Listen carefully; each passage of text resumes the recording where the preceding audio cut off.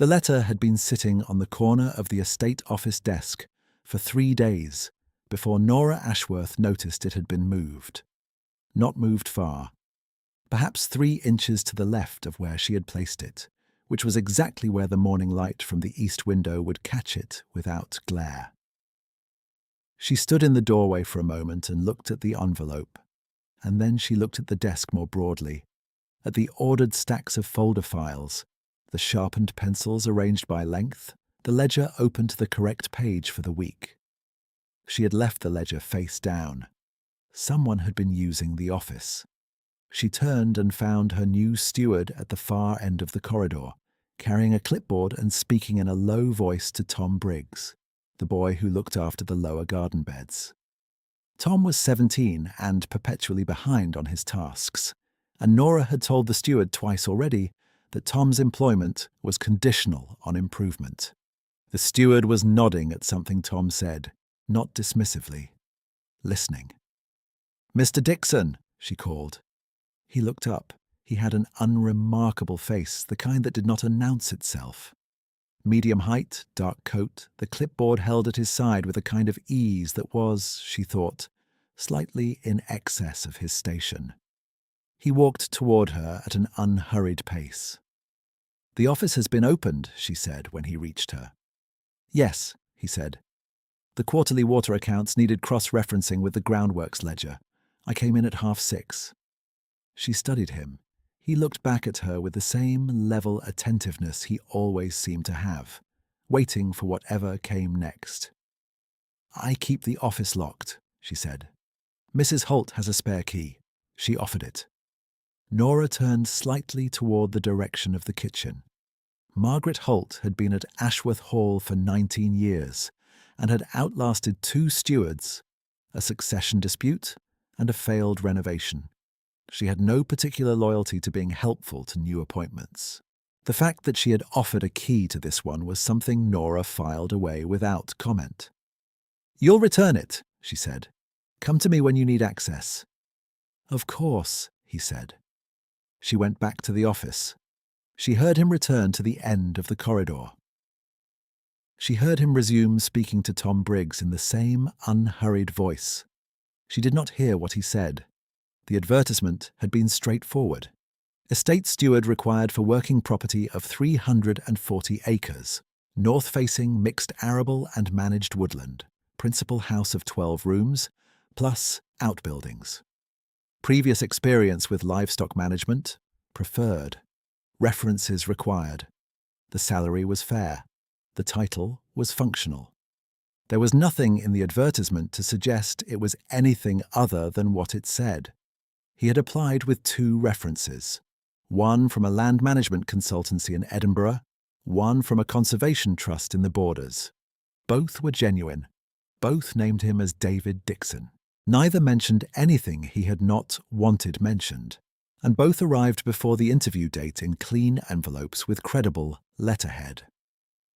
Nora had interviewed him in the drawing room, which was not where she typically conducted staff interviews, but which she had chosen that morning without explanation.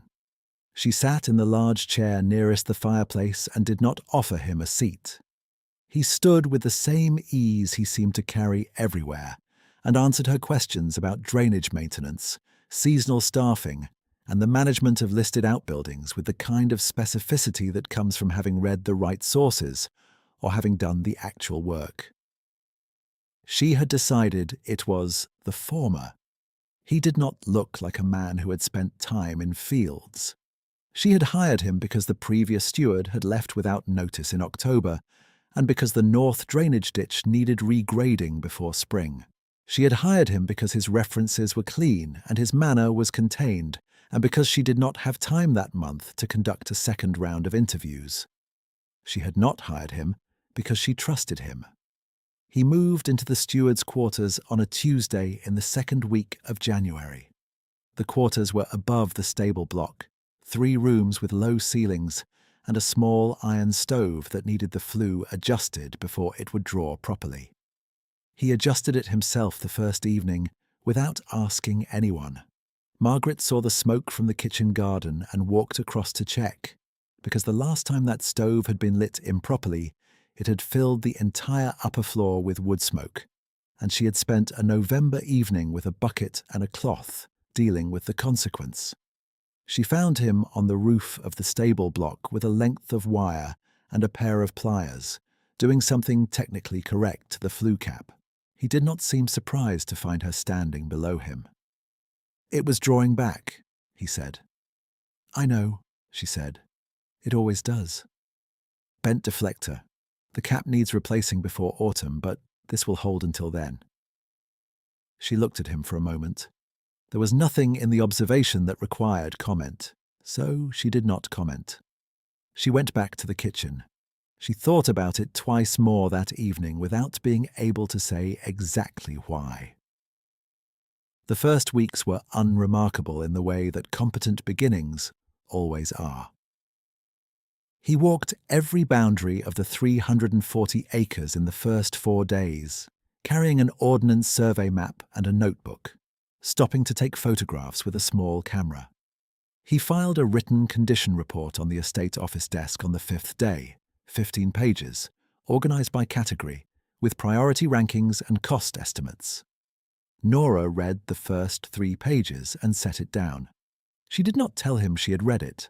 She sent a note saying the North Drainage Project should begin the following week as planned. He began the drainage project. He sourced the contractor himself, negotiated the rate, and stood in the field in rubber boots for 2 days watching the work.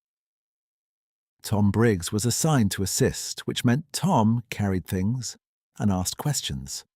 Tom asked a great many questions. The steward answered all of them. This was when Margaret began to notice that the two of them had developed a kind of easy exchange, the boy and the new steward, that had nothing servile in it on either side. Tom was not performing. The steward was not managing. It was closer to the conversation between a person who knows a thing and a person who wants to learn it, and the knowing was being offered without condition. She mentioned this once to Collins, the postman, who had been coming to Ashworth Hall twice weekly for longer than Margaret had been there. Collins had no particular opinion about stewards, but noted that the new one had held the gate open for him on 2 separate mornings, without being asked, which he said made a change. Margaret thought about that too. Tom was the first real problem, and the problem arrived in the 3rd week. He had damaged the east wall of the kitchen garden, a section of old brick that had been loose since the autumn, and that he had leaned a barrow against too forcefully in the frost. 3 bricks had come away. It was an accident and a minor one, but the wall was listed, and listed walls required a specific kind of report before repair. And the report created a paper record, and paper records had a way of arriving on Nora's desk with the wrong kind of emphasis. Tom knew this. He had said nothing for 3 days, hoping it would go unnoticed. It was the steward who noticed. He found Tom in the kitchen garden on a Thursday morning, standing very still near the damaged section with the expression of someone who has been waiting for the thing they feared to finally arrive. "How long?" the steward asked. Tom told him. There was a pause, not a long one. "We'll document it as maintenance discovery," the steward said. "You found it on inspection. That's accurate enough. The report goes on file and we handle the repair properly. No shortcut, because shortcuts on listed fabric end worse than the original damage." Tom looked at him. Mrs. Ashworth said, "I know what Mrs. Ashworth said. Write the discovery report, put today's date on it. I'll review it before it goes to the desk." Tom wrote the report. The steward reviewed it, corrected 2 technical phrasings, and placed it on the estate office desk himself with a covering note that framed the repair as a priority item in the listed structure maintenance schedule. Nora read it, made one annotation in the margin, and said nothing to Tom directly. The repair went to the specialist mason Nora used for listed work, and it was completed without incident 3 weeks later. Margaret watched the whole sequence from the periphery and said nothing. She had been at Ashworth Hall long enough to know the difference between a steward who manages problems and a steward who manages people, and this one was doing the latter with a quietness that she found difficult to stop noticing. She was not the only one noticing, but she was the only one who was noticing the right things. Nora noticed that the estate accounts for February came in £400 under projection, which she attributed to the contractor negotiation, which was correct. She noticed that the north drainage was completed on schedule, which she had expected. She noticed that the steward had twice redirected minor queries from the household staff back to her directly, rather than resolving them himself, which she took as appropriate deference. She did not notice the specific quality of his attention, the way he absorbed the estate's rhythms without appearing to study them, the way he spoke to the men in the fields with the same register he used with her. She had a particular theory about competent staff, which was that their competence was best understood as a resource to be deployed efficiently. She had not needed to revise this theory in 11 years of managing the hall. She was not unhappy with her steward. She was simply not paying the kind of attention to him that would have been useful. The east wing had been on her mind since November. It was the oldest section of the hall, built in the 1700s, 3 stories of stone with a servant's staircase that had last been used for its original purpose in the 1960s. The rooms were cold, difficult to heat, and costly to maintain. The roof above the upper east corridor had needed work twice in the last 4 years. A developer from the regional consortium had approached her in the autumn about acquiring the wing as a conversion project, which would require separation from the main building, a new access road, and the amendment of the listed building consent to permit the structural division. The developer had named a figure of £1.2 million. Nora had not agreed. She had not refused. She had let the conversation rest in the particular way she had learned to let things rest, allowing the possibility to remain open without committing to it, which was its own kind of decision. She had told no one at the hall. She had made one phone call on a Thursday morning in the 4th week, using the landline in the estate office. The estate office had an adjoining door to the records room, which connected by a short passage to the east corridor. The passage was narrow, and the door between the records room and the estate office was warped in its frame, which meant it never sat fully flush in winter, which meant the gap was approximately 1/4 of an inch. She did not know that the steward had been in the records room that morning cross-referencing the listed structures survey with the maintenance log. He heard every word. She was speaking to the developer whose name was Hartwell, and she was using the measured, slightly elevated tone she kept for conversations she considered professionally significant. She talked about access road positioning. She talked about the listed building officer's likely response. She talked about the timeline for receiving amended probate documentation, which she said was still pending, and which she expected to resolve within the year. She talked about the £1.2 million as though it were a number that had already been agreed and was now simply waiting for a process to complete around it. She said, at one point, "The East Wing is dead weight. I've known it for years. The whole wing practically maintains itself back to ruin every season." She said, at another point, "Once the title question is settled, there's nothing standing in the way." He stood in the records room after she finished the call. The light through the small window was thin and grey. He could hear her moving in the office, the sound of the chair, the sound of a drawer.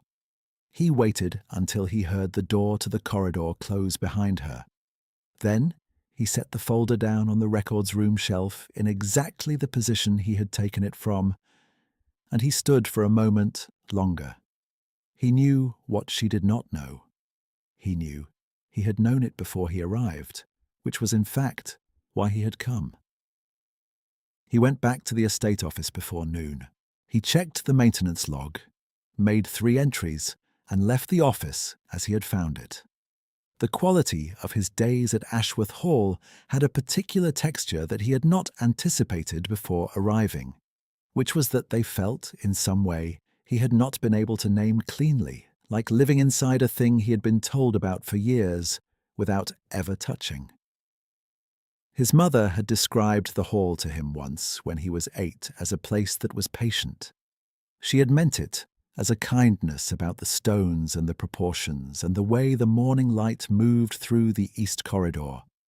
He had not thought about the phrase for 25 years. He thought about it now. Margaret found him in the kitchen garden 2 evenings later, in the last of the February light, checking the condition of the repaired wall section. "The mason did good work," she said. "He did," the steward said. He ran his thumb along the new mortar joint. Smooth, correct depth, the right colour match for the old.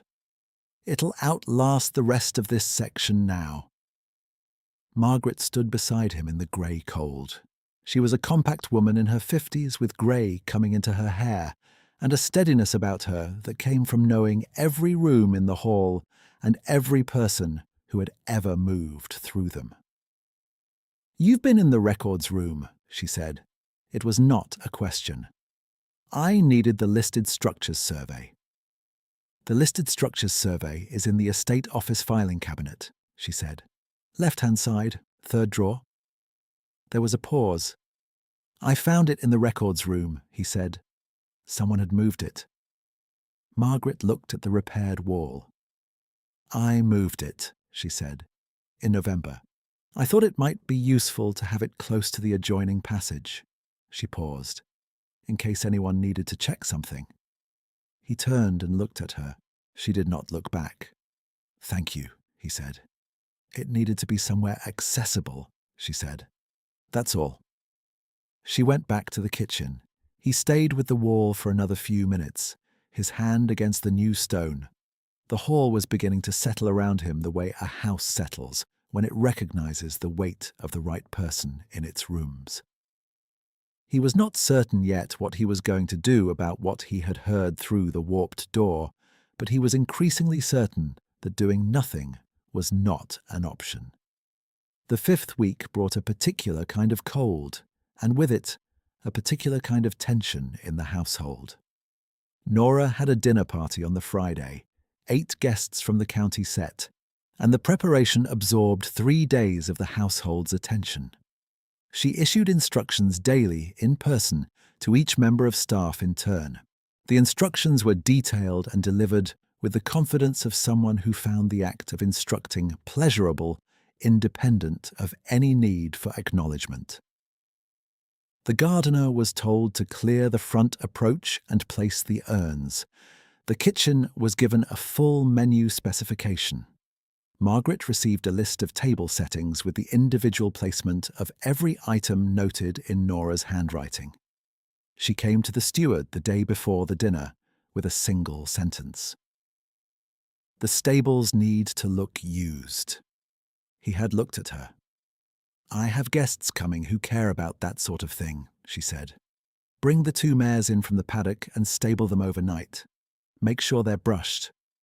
He went to the paddock.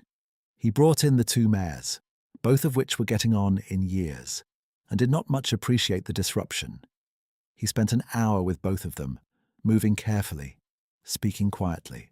When he had finished, he spent another 20 minutes with the younger of the 2, who had a small windgall on her near foreleg that had been there since before his arrival, and that no one appeared to have treated.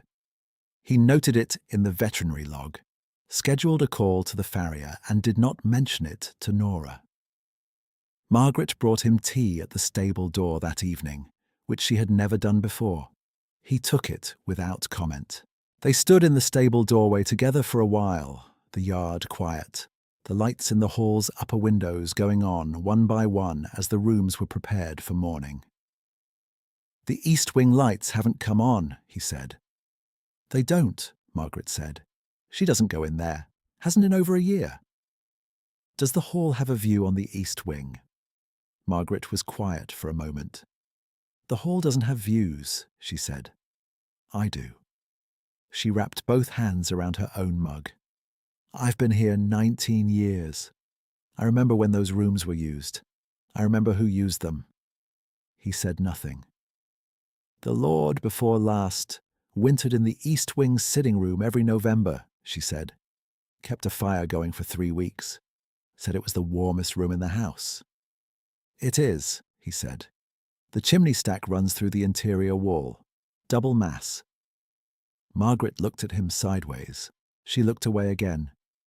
"You know the building," she said. "I read the survey," he said. "You read it very carefully." They drank their tea. An owl called from the elm at the east end of the kitchen garden. The night was very still. The kind of still that belongs to late February when the frost is not quite committed, but the ground is not yet soft. A held-breath stillness that sits between seasons. He handed her the mug when he finished. "Thank you," he said. "The survey is back in the 3rd drawer," she said, and went to the kitchen. The overheard wound came on a Wednesday morning in the 6th week, and it came in the shape of a telephone call he had no reason to be near. He had gone to the estate office to collect the drainage completion certificate, which needed to go to the county planning archive by the end of the week. The office door was open. Nora was not in the office. The sound of her voice was coming from the hall, from the direction of the morning room, and the morning room door, like all the old doors in the hall, sat imperfectly in its frame. She was on the phone to someone. A sister, he thought, from the register of the voice, the particular intimacy of the irritation. "It's all very well having staff," she was saying, "but the thing no one prepares you for is how entirely replaceable they are. You think you've sorted a problem and 6 months later you're starting again." A pause while the other party spoke. "The new steward is competent enough. Frankly, they all are at first. It's a type. They come in, do the audit, write their little report, and then they settle into the furniture and start thinking of themselves as part of the place." A dismissive breath. "They're not. None of them are. They're a function. I've learned to treat them that way." Another pause. "The whole household. Honestly. Margaret has been here forever, and she still manages to make me feel as though I'm interrupting when I walk through my own kitchen. I don't know why I keep her." He stood in the estate office with the drainage certificate in his hand. "The plain truth is I am going to sell this wing, get the title settled, and have a household I can actually manage on a sensible scale. 3 rooms and a capable daily. That's all it needs. The rest of it is furniture." A brief laugh, not warm, including the staff. He waited until she ended the call. He heard her footsteps move towards the rear corridor. He set the certificate on the desk, went back through the corridor to the stables, and stood in the mare's stall for 10 minutes doing nothing in particular. Then he went back to the office, collected the certificate, and drove to the county planning office to file it before noon. He did not tell Margaret what he had heard. He did not tell her that evening, or the next morning, or for the remainder of the week. She noticed, because Margaret noticed everything, but she said nothing either, because she had learned long ago that the people in this house who were worth watching quietly. What he thought about in the 3 days after the overheard call was not what she had said about him. He had expected something like it. It was the thing about Margaret that sat in his chest, with a weight he had not anticipated. The 19 years rendered as an inconvenience, the steady presence of a woman who had held the hall together across 3 administrations and 2 succession disputes, described as furniture. On the Saturday of the 6th week, Tom Briggs found him in the estate office. Tom had been looking pale for a week, and the steward had let it sit without pushing. The boy came to the door at 4:30 with his cap in his hands, which was not something Tom typically did. "It's about the wages," Tom said. He sat down. The steward indicated the chair across the desk. Tom explained in short, rushed sentences that his March wages had been held pending the kitchen garden wall incident, which he had learned from the general estate payroll note, which had arrived the previous morning. The amount was £400. He had rent due on the 1st of the month. He had not wanted to say anything, but he had not known what else to do. The steward listened to all of this. "When does the rent fall due?" he asked. "1st of March, Tom said. "That's Saturday." "This is Saturday." "I know." Tom looked at the cap in his hands. "I know." He opened the desk drawer and took out the small ledger he used for the estate petty accounts. He wrote a short note on the payment slip at the back, signed it, and tore it out. He held it out. "Take that to Margaret. She'll give you the 400 from the household float. I'll square the float from my own account Monday morning." Tom stared at the slip. "It's a loan," the steward said. "When the wage hold is lifted, you pay it back to the household float, not to me." "But what if—" "The hold will be lifted. The wall incident was documented correctly and filed as maintenance discovery. It's a procedural hold, not a disciplinary one. It'll clear within the week." He paused. "Go find Margaret before she starts the evening." Tom went. The steward sat in the office for a while after he left, looking at the window, which gave onto the stable yard where the two mares were moving in the evening light, slow and familiar, turning their heads at something in the hedge. Margaret appeared at the office door 20 minutes later. "The boy told me," she said. "It was straightforward. You're paying £400 out of your own account to cover a wage hold that isn't your responsibility." "I'm lending it to the household float," he said. "You know perfectly well that is not what this is." She stood in the doorway with the kind of stillness that meant she had something more to say and was deciding whether to say it. He waited. "You've been good to this house," she said finally. "In the weeks you've been here. Genuinely good." She paused. "I want you to know that someone has noticed." He looked at her for a long moment. "That matters," he said. "More than you'd think." She nodded once and went back to the kitchen to square the household float. He stayed in the office until the light outside had gone entirely, and then he switched on the desk lamp and began composing a letter to a solicitor in London whose name was Graves and whose firm had handled the Ashworth estate affairs for 30 years. The letter was 3 paragraphs long.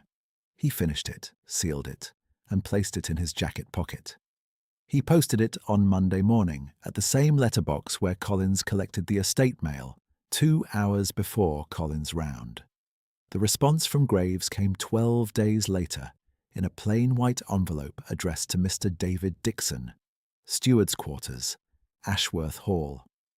It arrived in the afternoon post with 2 other estate letters and sat in the wire tray on the estate office windowsill until he collected it at 5.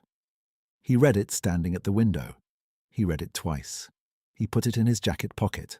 He went for a long walk along the north boundary, where the drainage trench was fully settled now, and the ground was beginning to firm with the first real cold of March. And he stood for a while at the corner post, where the arable field met the woodland edge. 340 acres. The east wing sitting room warm in November. The kitchen garden wall properly repaired with the right stone. The mares slow in the evening paddock, both of them older than anyone had thought to notice. Tom Briggs in the lower field, asking questions and getting answers. Margaret, in 19 years of kitchens, holding the hall together from the inside. All of it sitting there, patient, as his mother had said. He walked back to the hall. The solicitor arrived on a Thursday. His name was Graves, and he was a thin man in his 60s with a dark coat and a precise manner, and he pulled up on the gravel drive at 11 in the morning in a grey saloon car that was very clean and very quiet. He rang the front bell himself, which no one who came on estate business ever did, and Margaret opened the door before she had time to think about why a solicitor might be using the front bell. He asked for Mrs. Ashworth. He produced a card. He said he had an appointment. Nora received him in the drawing room. He asked with a courtesy that was itself a kind of formality whether the estate steward might be present for the reading, as the document concerned the estate's operational continuity. Nora looked briefly surprised and then inclined her head in the direction Margaret was standing. Margaret went to find him. She found him in the stable yard. She said, "The solicitor is here. He's asking for you." She watched him absorb this with the same level stillness she had watched him absorb everything else for 6 weeks. He was holding a saddle rack he had been adjusting. He set it down on the bench. He straightened his jacket. "Right," he said. She walked with him to the drawing room. Graves was standing at the writing table when they entered. Nora was in her chair by the fireplace. The room had the particular charged quality of a room in which something has been building for a while and is now very close to arriving. Graves opened his briefcase and withdrew a document held in a pale blue folder. "I'm here to formalize the conditions of the amended will of the late Lord Ashworth. Died 3 years ago, the 14th of February, as you know," he said, speaking primarily to Nora, but with the slight positioning of his body that included the room broadly. The amendment was attached to a probate condition, specifically the formal attestation of the direct line heir's prior presence on the estate for a period of not less than 30 days, conducted in a role consistent with the estate's active management. Nora was very still. Graves looked at his document. The condition was established by the late Lord himself and attested in the amendment dated 4 months before his death. It was his wish that whoever came to the hall as heir should come to it working, not inheriting, should come to it earning the knowledge of what it is before claiming the right to it. He cleared his throat once, a precise and almost apologetic sound. "The condition has been met." He looked up from the document, and he looked at the steward. The estate of Ashworth Hall, comprising the principal house, all outbuildings and the 340 acres of mixed arable and woodland as currently tenanted and maintained, passes under the amended will to the late Lord's legitimate son and heir. He turned a page. "James Calloway Ashworth, currently present." The room did not produce sound. Margaret was standing near the door, and she looked at the man she had known for 6 weeks as the steward, and she found that she was not surprised. Not precisely, in the way that something you have half understood for a long time is not quite a surprise when it becomes certain. She was something else, something warmer. He was standing very still, as he always stood, with the same level attentiveness. He had turned slightly toward Graves when the name was spoken, a small movement, almost nothing. Nora looked at him. He met her eyes. 3 years, Nora said. Her voice was level, but something in it was working very hard to remain so. "You've been—" She stopped. "You came here as a steward." "The position was advertised," he said. "I applied. You interviewed me." A brief pause. "You hired me on merit." She looked at the solicitor. Graves looked back at her with the mild, professional courtesy of a man who has delivered large pieces of news before and knows that the best service he can offer is patience. "The title question," she said. Her voice was different now, thinner, working through something it had not prepared for. "The developer, the East Wing." "The sale would require the heir's consent," Graves said. "As of the conditions' fulfillment today, that consent rests with Mr. Ashworth." A silence that was not short. Nora sat very straight in her chair, the way she always sat, but the particular quality of her uprightness had changed. It was no longer performing authority. It was negotiating with the loss of it, and doing so in front of witnesses, which was the thing she had never in 11 years been required to do. "The household," she said, and the word came out smaller than she had intended. She stopped and started again. "The staff arrangements." He looked at her with the same plain attentiveness he had looked at her with on the morning she had told him to return the key. "The hall's staff are employed by the estate," he said. "Their continuity is a matter for the estate, as is the East Wing." He paused once more. "As is everything." She looked at the fire for a long time. Then she looked at him again, and something in the looking was different now, something she had not done before in the 6 weeks he had been in her house. She was looking at him without the frame she had always placed around the looking, the frame that made him a function, the frame that sorted people by their apparent usefulness into categories that had nothing to do with who they actually were. He was not a steward she had hired. He was the thing she had been waiting, in her particular way, for the title question to resolve. She had resolved it herself in the drawing room on the first Tuesday of January, in a chair by the fireplace, and she had not asked him to sit down. The practical matters took an hour. Graves produced 3 documents, explained each one, and watched them both sign where appropriate. He answered Nora's questions with the same professional courtesy and did not hurry any of it.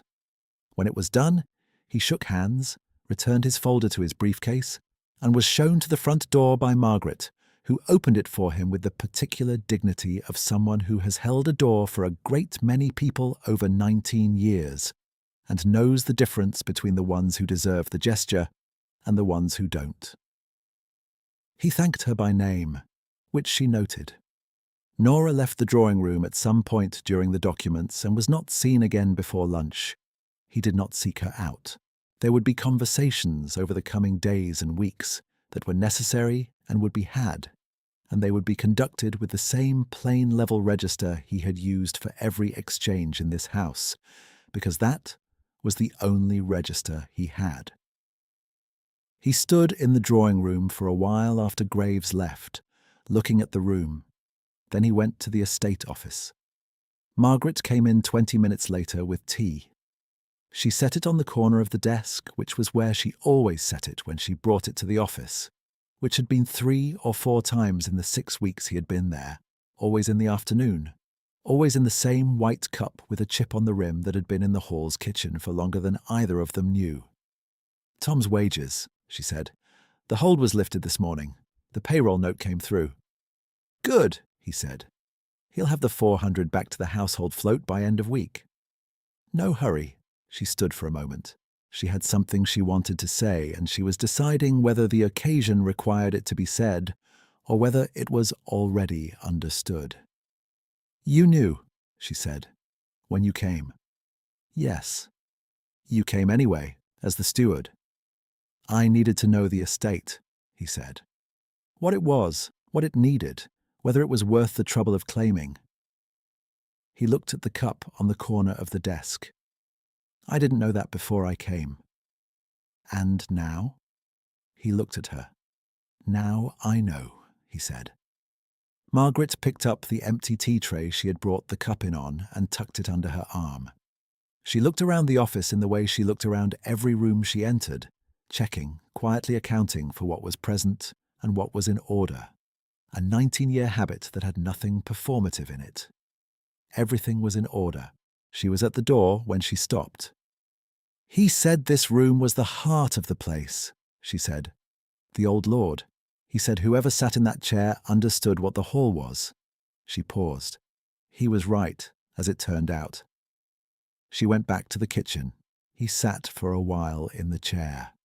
Through the window the stable yard was bright with late March sun, and the 2 mares were moving slowly in the paddock beyond the gate, heads down, unhurried, as though the morning were entirely theirs to take at whatever pace suited them. The east wing stood to the right of the main house, its stone darker and older, its windows undisturbed. The kitchen garden wall was dry and sound. The north drainage trench was settled and grassed over at the edge. 340 acres, patient and intact. He set his hand flat on the surface of the desk. The hall was quiet around him. It had been waiting a long time, and it knew, in the way that very old places know things, that the weight in the chair was finally the right one.